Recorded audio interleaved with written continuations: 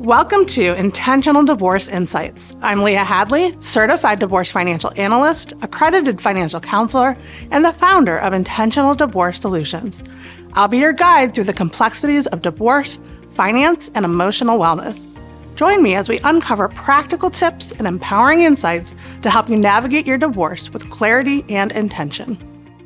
Welcome back to the Intentional Divorce Insights podcast. It is my absolute pleasure today to introduce Liesel Darby, who is part of our team here at Intentional Divorce Solutions. Thank you so much for being here with us today, Liesel. Oh, thanks for having me. You know, I love this.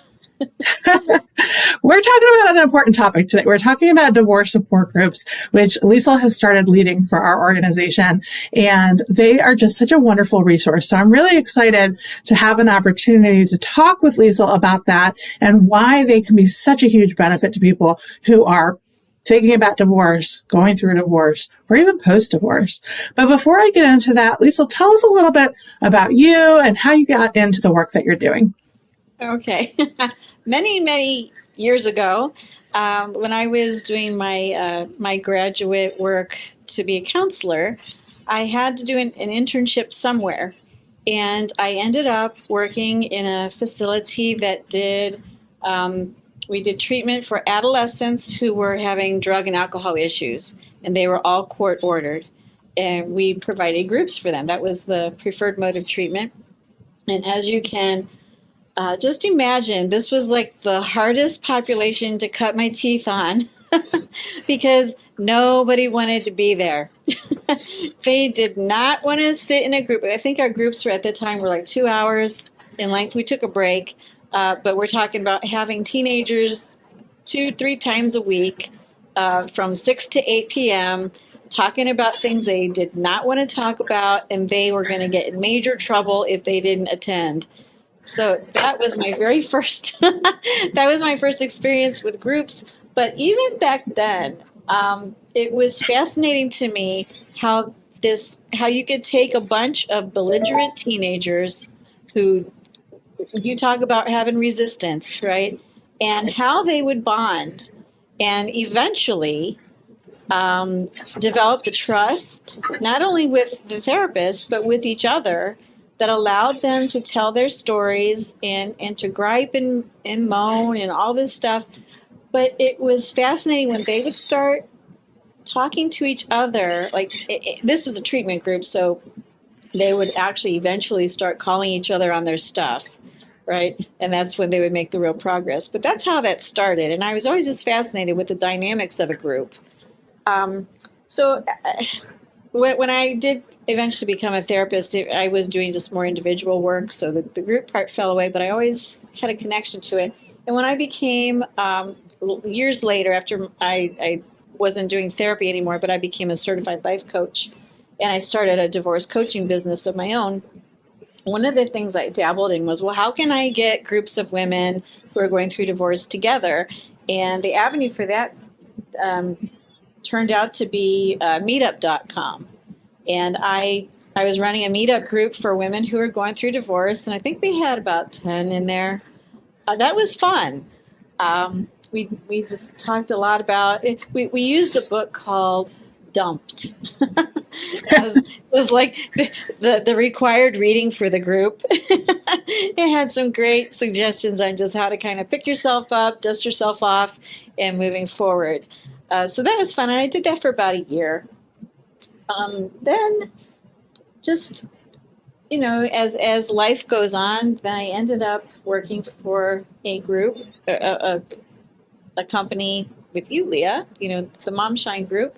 And I wasn't doing a group per se with them, but I was teaching a class. I was their communications coach, and we were dealing with moms who were divorcing narcissists, very specific niche. And so I was having these Zoom groups, classes, where we were talking about, ways to communicate and all this other stuff when you're going through a difficult divorce. And it started to act like a group at times when I wasn't in my teacher mode. It was really kind of interesting to see how the ladies in that group would kind of come to each other's not defense, but their support. Come to their support and say, you know what, I'm having the same issue with talking to my ex, and I'm having the same issue when dealing with my kids. And again, it was just the magic of seeing the power of a group. Like, it's not just one-on-one stuff. There's more energy here, and it's very, very healing. And so from that, while I was doing that, I also became involved with another company that asked me to do some kind of a support group for whatever topic I wanted to. And so I thought, well, there's more moms who are going through difficult divorces. And so this one was a little bit more broad, and I'm doing a support group for women going through challenging divorces. So again, I love the group dynamic. And then, of course, got the wonderful opportunity to continue that here. Such a perfect fit. And I'm just so happy that, all the stars aligned and all my background just comes together perfectly to offer this to women who are going through challenging times with their divorce. It really does. And something that you didn't mention, but you also went through your own divorce, right? Yes, I did. And I did not have a support group per se. I made my own support group from my very good girlies. And that was wonderful too. But that actually tended to be more one-to-one. It wasn't, my therapy per se was going out dancing with some. I love that. Yeah. When I had my divorce coaching business, my tagline was from devastation to dancing, because that really was my story. Just kind of feeling like I was crawling around on the ground in the fetal position on the couch, and not washing my hair for days, and going out dancing forced me to get off the couch and put on a regular pair of jeans and wash my hair and put some lip gloss on at least, and get out and then move. And it was very therapeutic for me to do that. But I did surround myself with some strong women who were all divorced prior to me, and they took care of me. And it was what I needed, because who knows how much longer it would have taken me to get through the healing process had I not had support from somebody else. It's too much to do it by yourself. Yeah, that's such a good point.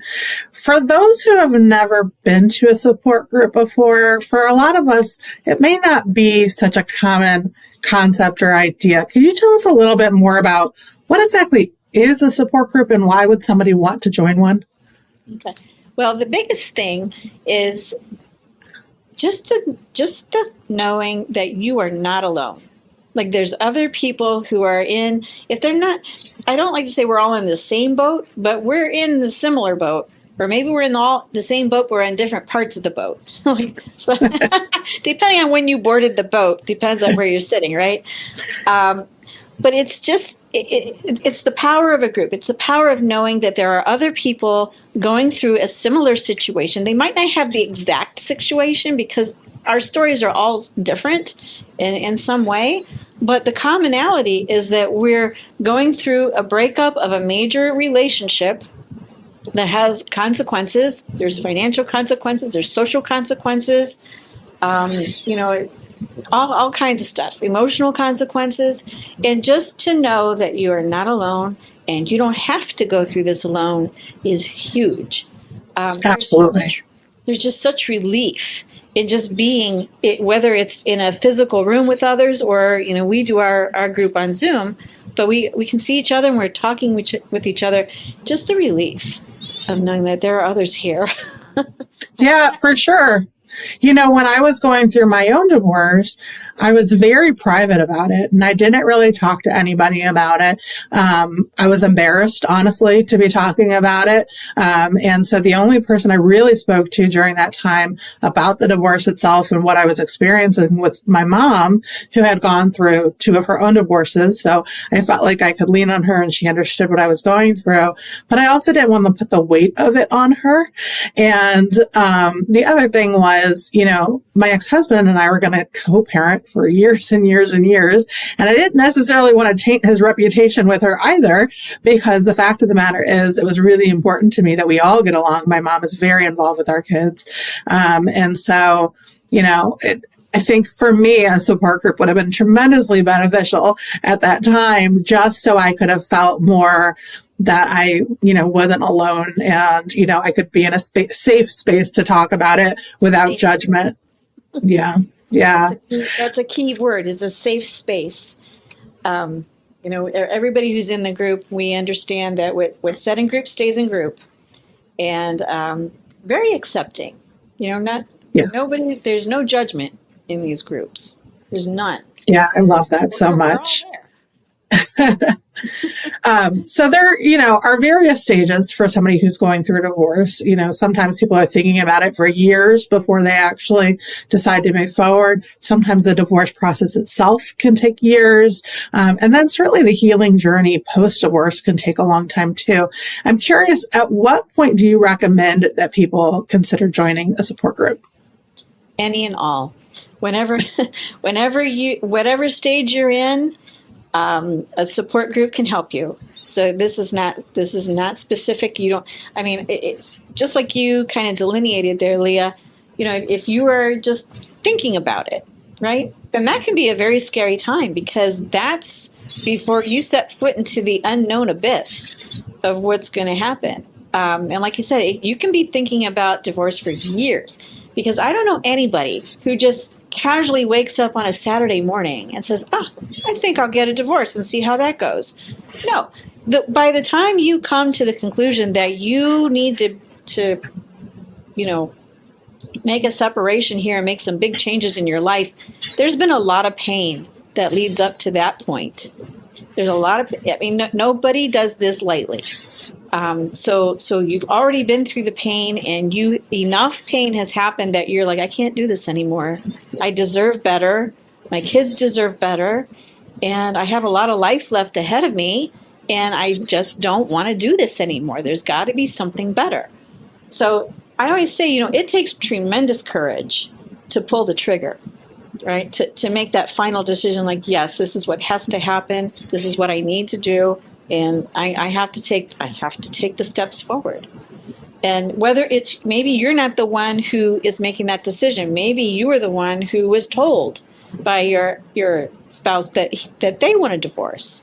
And that's devastating too. That's when you're in a lot of pain too, because this is not your choice. But again, you probably had some clue.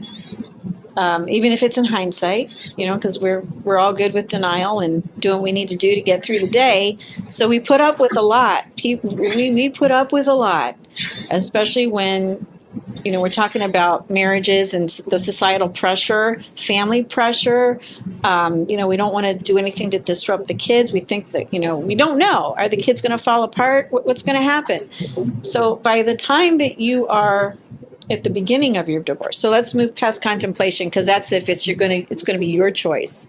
But it's nice to know that other people are in that process and they're doing okay, or that there is hope there. So when we talk about maybe you're just starting, the trigger has been pulled either by you or somebody else. There's still a lot of anxiety there, and you can Absolutely. be overwhelmed. You can be overwhelmed at this point because you're probably having to gather documents. You're afraid of what the financials are going to look like. You're wondering, am I going to be able to survive? What's going to happen with the kids? Do I get to keep the dog? Where am I going to live? What? Right. Absolutely. What's going to happen here? So that's another great time when you need all the support you can get, because now you've dipped your toe into that pool and you're on that journey now. It's so nice to know that other women are further along on this path and they're okay. They're okay, and they can help you out. Then let's say you're in the middle of it. Let's say you've been going through the divorce process for months, maybe. And this can be a really bad place to be, because you can't see the end in sight. You really had hoped it would be over by now. You and your ex might be really fighting over some things, right? Maybe you can't come to terms with some things that are important. You're fatigued. This is when people get fatigued, is in the middle of it, because you don't see the finish line. And, the bills are piling up, and lawyers aren't returning your calls. Your ex is being really difficult. He's dug his heels in about something. And it can just feel like, oh, can we just please finish this? And so that's another technique. You're going to need some support to get through this part. And then we talk about when it's finally done, that piece of paper is signed by the judge. But guess what? Now you're in a whole new phase of your life. And, that's right. And now you're like, okay, well, I mean, I was married for 25 years. I was with my husband for 29 years. I was a teenager, technically, when we met. We were in college. And so I'm like, holy cow, I did not plan for this. Right. Yeah. And it was just like, well, deep breath. Okay. I mean, this is my new life. But this can be exciting. This can be one of the best parts, is because now you have a blank slate. And now, or to think of it as a new chapter, and you get to write it. And so now you might, I remember when my ex left, again, remember, I've been married for 25 years.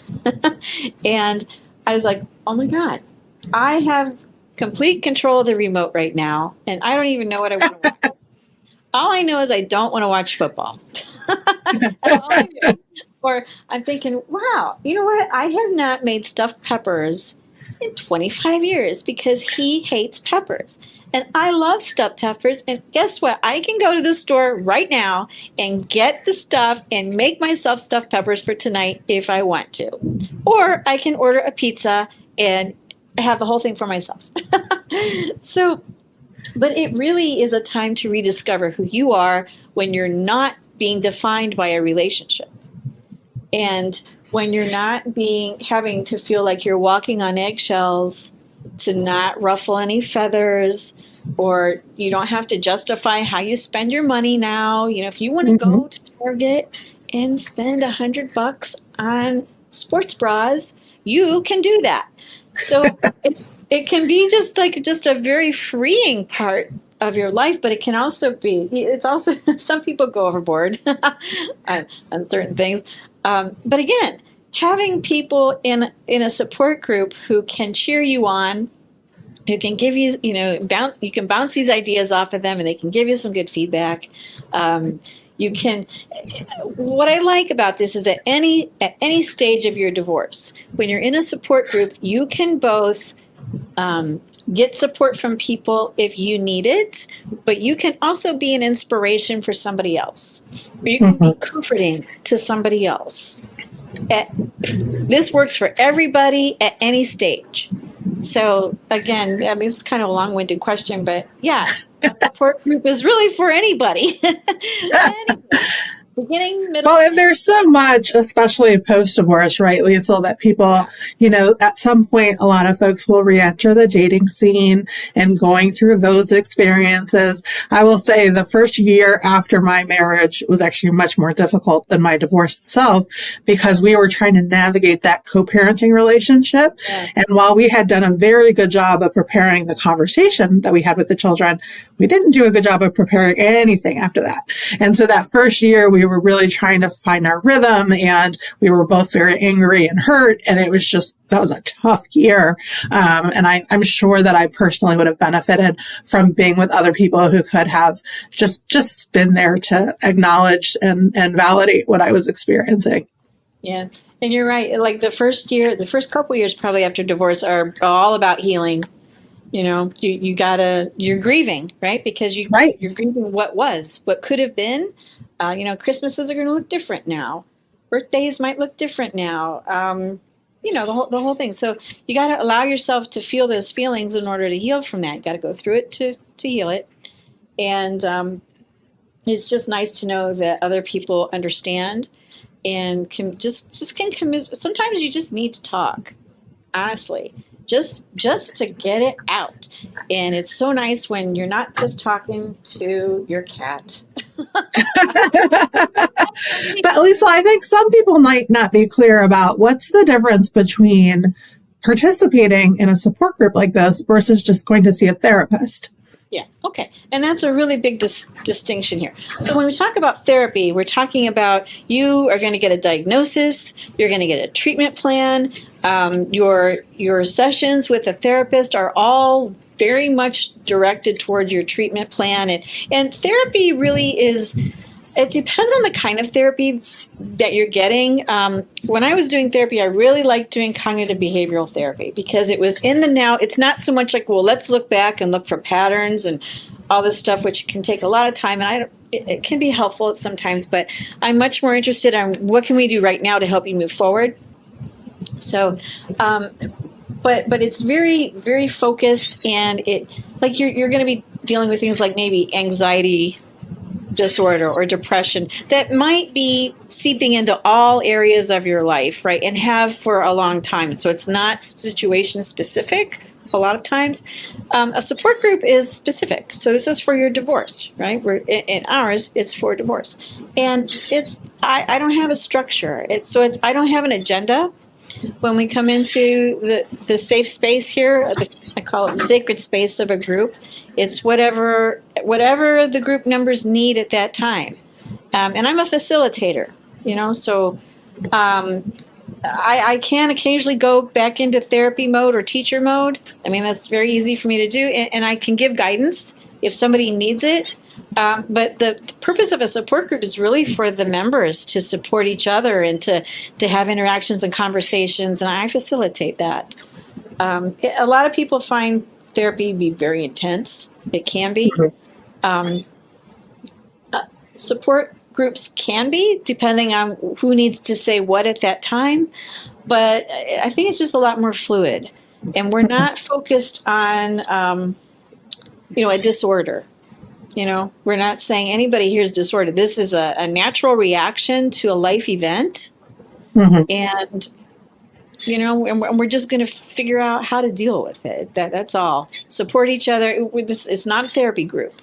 I'm never going to be. I don't go into therapy mode except if I can give you a tip, maybe on. Well, maybe let's look at that thought that you're having that's causing you a lot of problems here, and can you do something else with it? Can you put another thought in there that feels better than what you're doing? But a lot of it's just validating the feelings and really just listening. To have somebody truly listen to you and truly hear what you're saying is one of the most healing things that can happen. And again, therapy is one-on-one. This is, you're here with a bunch of other people who are giving you their energy. So that's a lot different dynamic as well. Yeah, but not too many people, right? We do limit the group sizes. We do limit the group sizes. So you're not ever going to come to one of our groups and be like one of the little tiny squares and just hope to God that you get a chance to say something. No, we cap our groups at 10.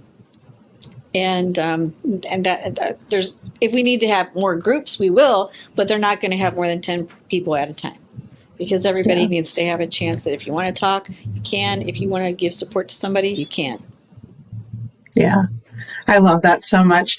Now, I talked about how my mom was my biggest support when I was going through my divorce. And Liesel, you talked about leaning on some girlfriends. But we also have talked in the past about why sometimes turning to friends and family is not necessarily the best option. Can you speak to that a little bit? Yeah. The truth is, okay, so usually if you get big news, like somebody wants out of the marriage or you have made that decision, it's natural that we're going to tell usually our moms or maybe a sister or a best friend. And that's natural. However, people have limits and you're going to have to talk about this so much in order to really heal it that you would wear them out. And you're not meaning to, but for the most part, your friends and family are willing to listen up front for a while, and they'll give you what they can, but they'll have a limit. The other thing is they're biased. Okay, they're in your corner. They're probably going to be really in your corner, and as a result, they might be giving you advice that might not be the best for you as you're dealing with going through your divorce. And in fact, they can give advice that would actually not be good. So, but it comes from good intentions, right? They love you. They don't like to see you hurting. So they're going to give you what they can, but they're not trained, to know what to say and what not to say. And, when in a support group, the nice thing is that, the people are, it's not that they're biased, but they're in the same space. So they can be empathetic. Let me try that word again. Empathetic. They can be empathetic. They're more likely to be really able to put themselves in your place, in your shoes. And from that place, they can give you maybe where, they can say, well, I was in this place too. And this is what worked for me. Or I hear you, sister. I feel for you. And I've been in the same place when he said this to me. Or my kids aren't listening to me. And so it's just a different space that they're coming from than somebody who's like willing to fight for you and wants to just, bury the other person on your behalf.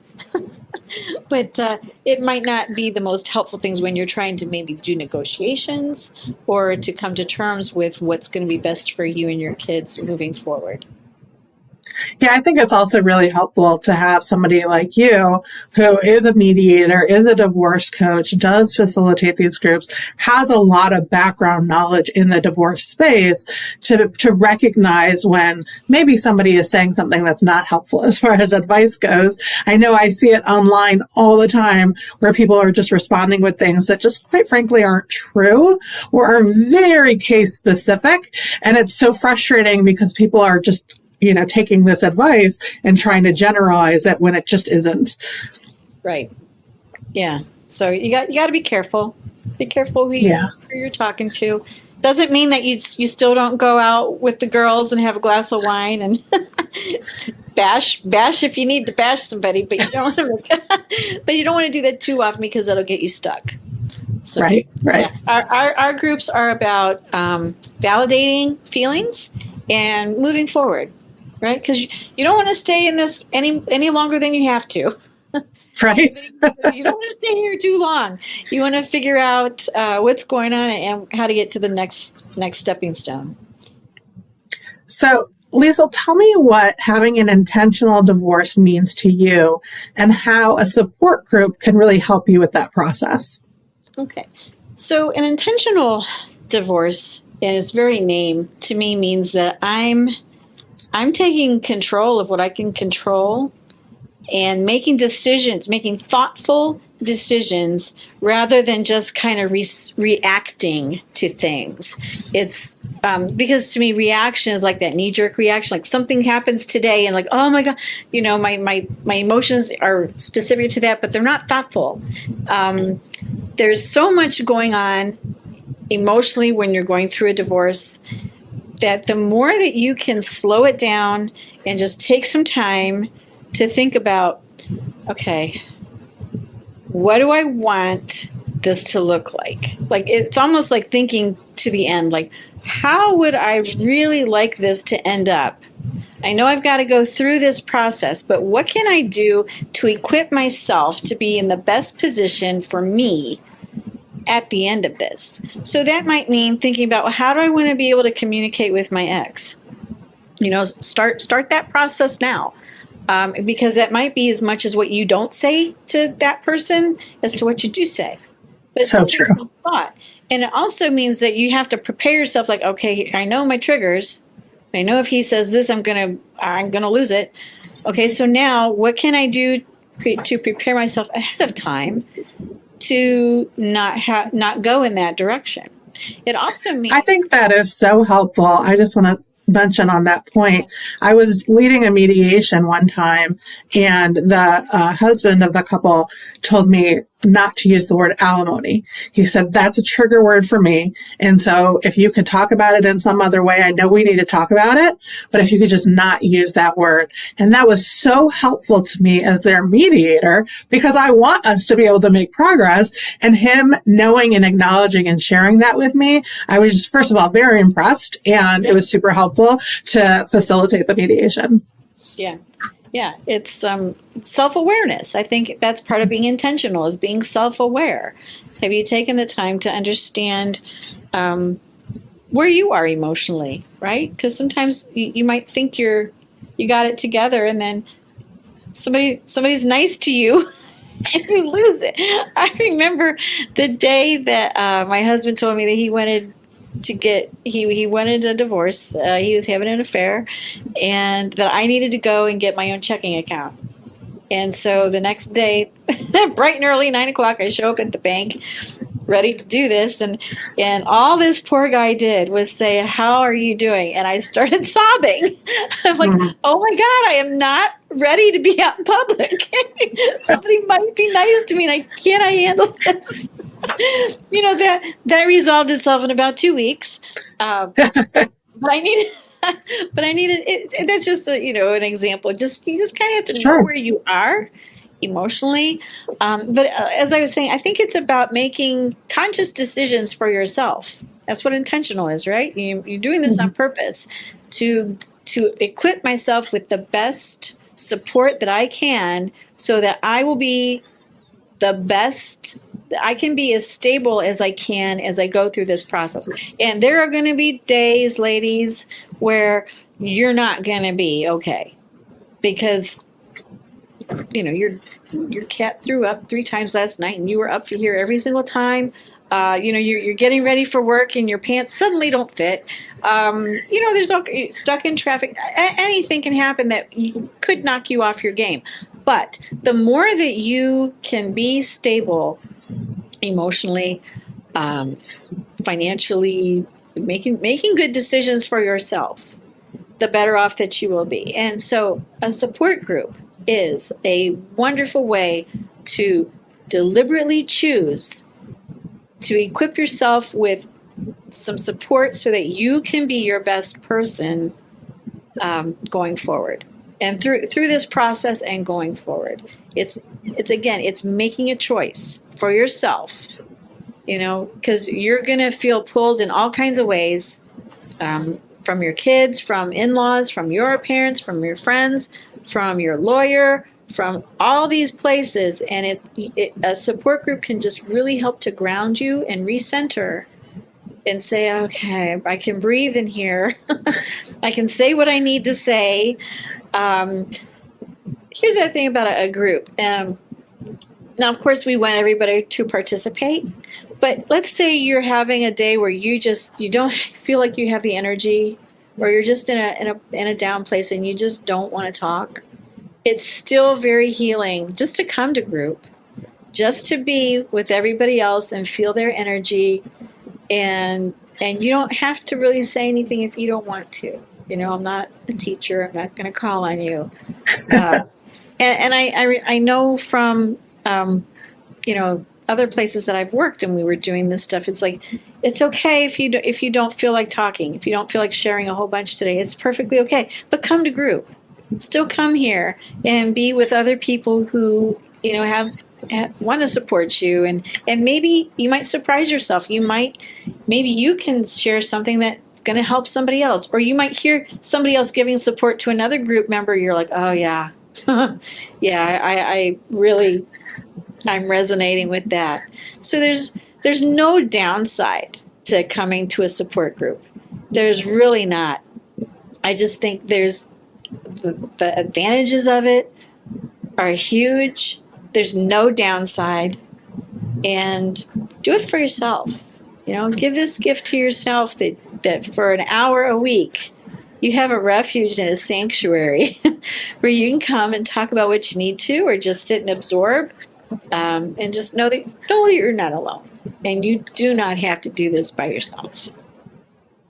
Oh, that was so powerful. Thank you so much, Liesel, for joining us today, for being a part of the team, for just spreading your love and compassion in the world.